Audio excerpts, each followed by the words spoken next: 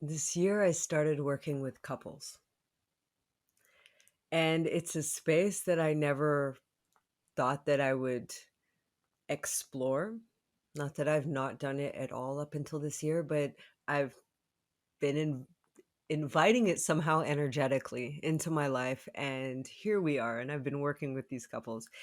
And one of the things that I notice or that comes to light is how we communicate and how we want to feel understood and how judgmental we get when we're not understood or when we feel like another person should be exactly like us.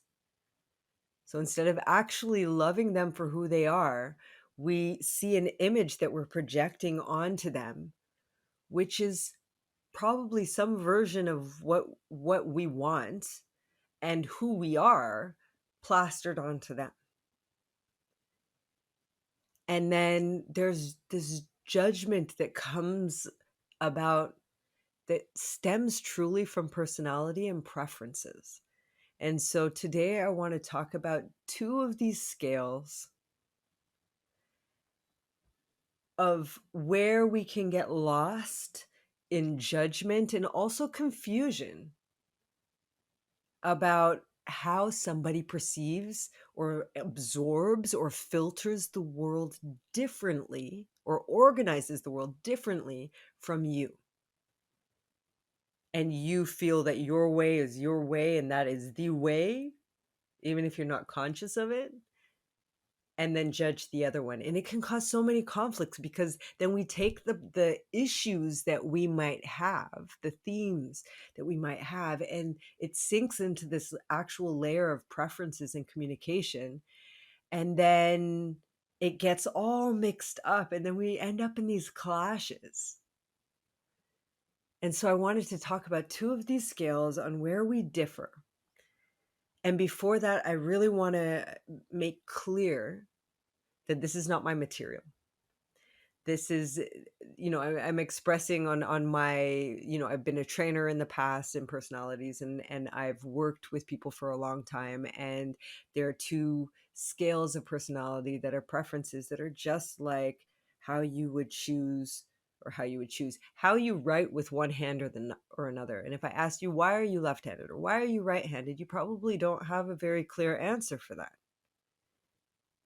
There's a preference that is innate inside of you. And just like these scales, you land somewhere on one side or the other. And you could be very strong in that one aspect of personality, or you can be closer to the middle, in which case you're kind of ambidextrous. You can use both sides a little easier than others. And also knowing that even no matter how strong our preference is, throughout our life, we learn the other side because that is what life does. It teaches us. And so, one of these skills is all about how we absorb the world through our senses, right? So, how we absorb, how we filter in all the millions of bits of information that come in at any given moment. And our brain is only able to capture a very tiny, like a minute part of all of that information. And so the rest lands and gets filtered by our unconscious. And we end up in our patterns and our patterns of life. So our if this then that kind of behavior. So we have a trigger and a response, our reactions, and how we do all of that is based on how we absorb all of this information and what we filter out. What I filter out might be something very important, crucial to what is important for you to filter in. And what resonates with me is different from you. So, on the first scale, on how we absorb that, we've got people on one side that are more like bigger picture, more intuitive, let's say, in the way that they can absorb very vague bits of information. They want an overview, very vague bits of information, and making connections between all of those bits, understanding how everything fits together, understanding how all of the pieces can be looked at from different angles. You can look at it mentally or physically or energetically, spiritually. You can look at different themes outside of that. Like there are so many different ways of finding connections in anything. They're also about anticipation. They're more future based. So the build up of what is to come and vision, to stimulate or to motivate these people, you need to give them vision, something that ignites that imaginative part of themselves with all of the connections and the possibilities. Now, there, on the opposite side of the scale, there are people who really need facts, the things that they've actually experienced through their senses, through what they've seen, what they've heard, what they've felt, what they've tasted, what they've touched, what they've smelled. Like that is truth, and that's what they filter for in the world. These people are more present in the moment. They're in the here and the now, and they need the facts and the figures. They need the information that makes sense to them. So if you come with vision for the other group and you start giving them this big dream, this beautiful picture, and it has no detailed like facts and figures there, they're just thinking you're talking a lot of fluff to them. Whereas on the other side, if you start talking to the group that need the facts and the figures and all the details, if you start talking to that, or if they start talking to you about all the facts and the figures and you're on the vision side, then for you it feels like like it's far too detailed. It's not motivating. It doesn't resonate with me. I don't get happy or excited about this. Or if you start sharing your vision and then they come with all of these details, it feels like you're killing my vibe. Why do you keep talking about all the risks and all the things that we should know? Like, yes, it's not that those people don't know that they need to have the facts and the figures as well, but it's not what drives them. Just in the same way as the other side, it's not what drives them. They understand that it's good to have a vision, but you can't only have a vision without all of the actual information behind it.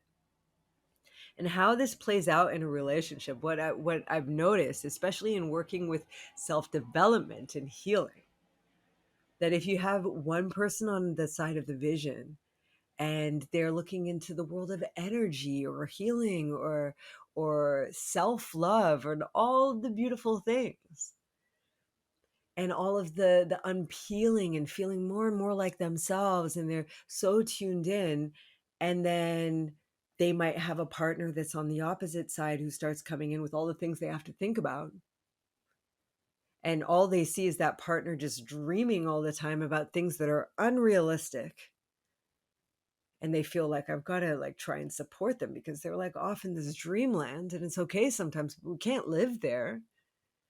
So they're trying to call them back and have them think about all of the actual information. And then they feel like they're talking two different languages, because on one side, that person who needs all the facts and the figures is thinking like they're just talking fluff. This does not make any kind of sense. Like, what is going on over there? We need to talk some sense or reality back into this person. And on the other side, they're like, this person just doesn't get it. They might not be evolved enough or woke enough or awakened enough or whatever enough.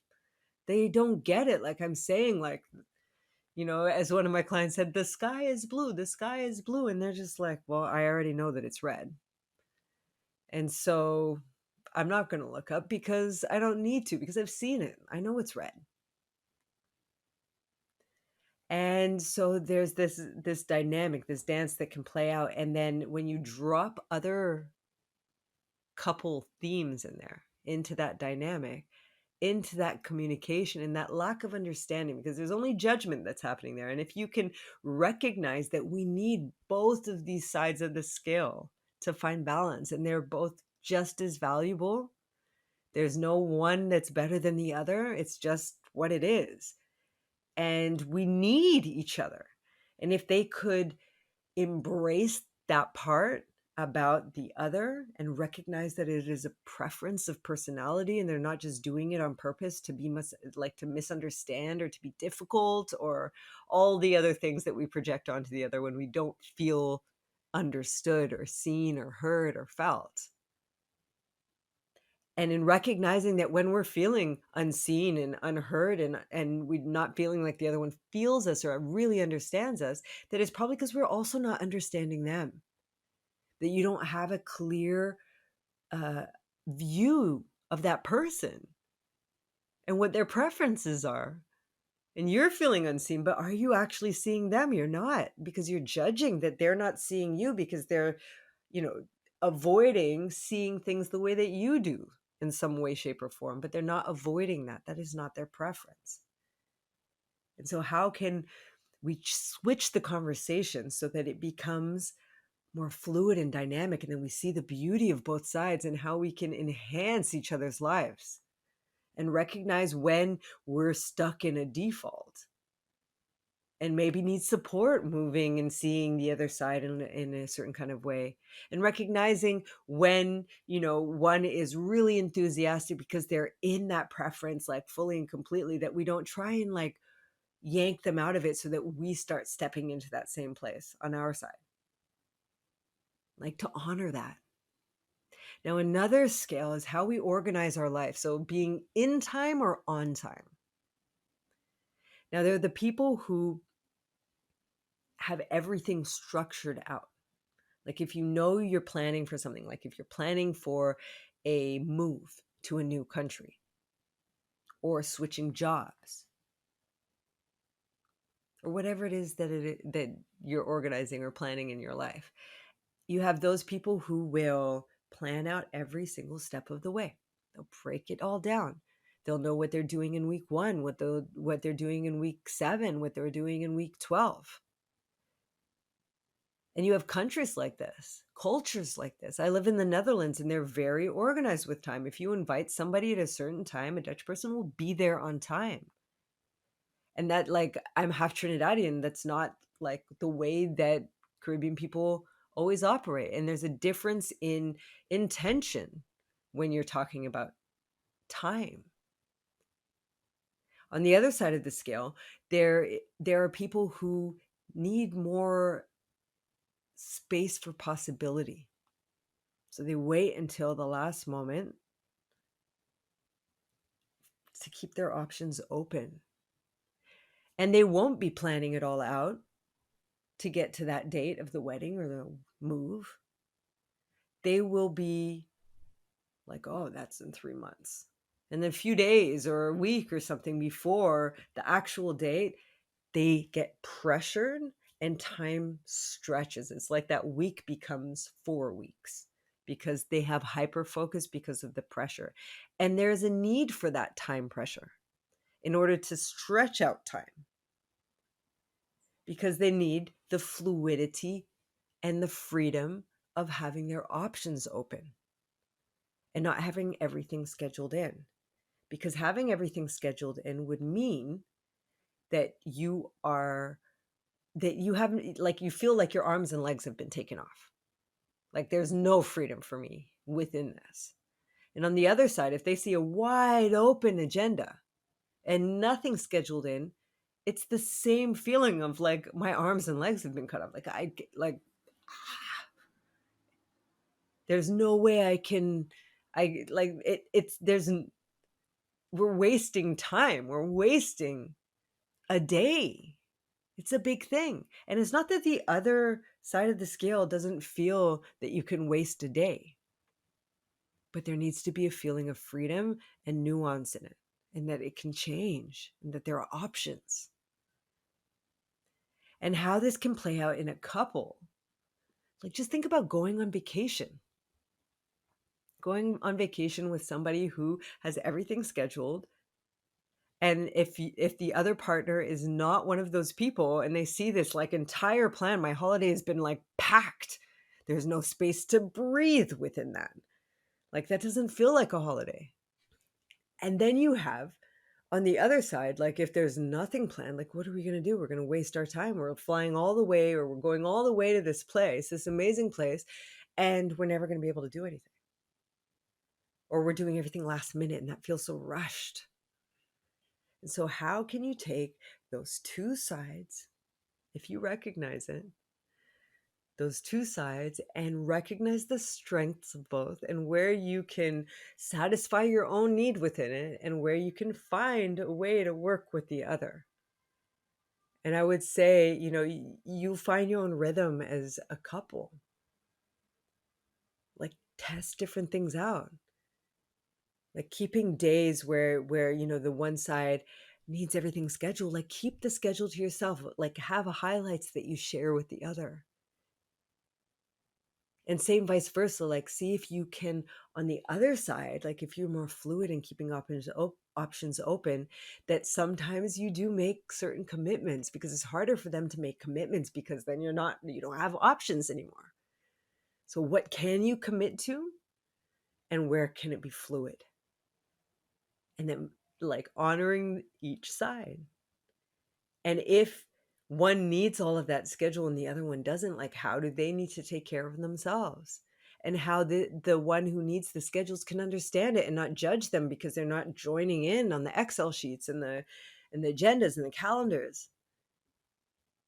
And on the other side, understanding that being extraordinarily spontaneous.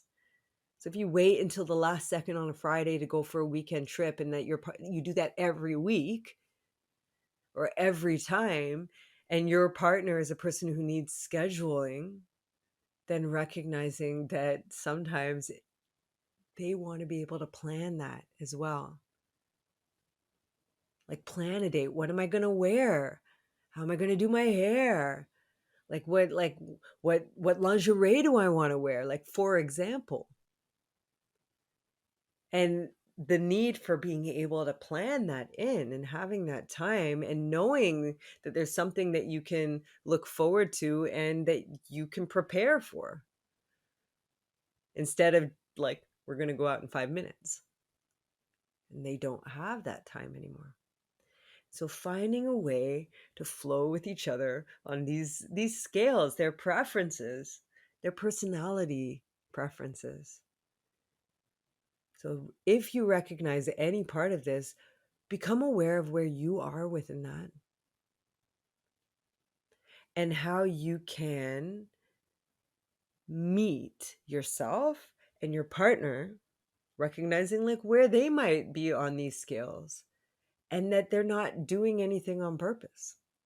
They're not doing anything against you, and that there could be loads of misunderstandings based on these dynamics.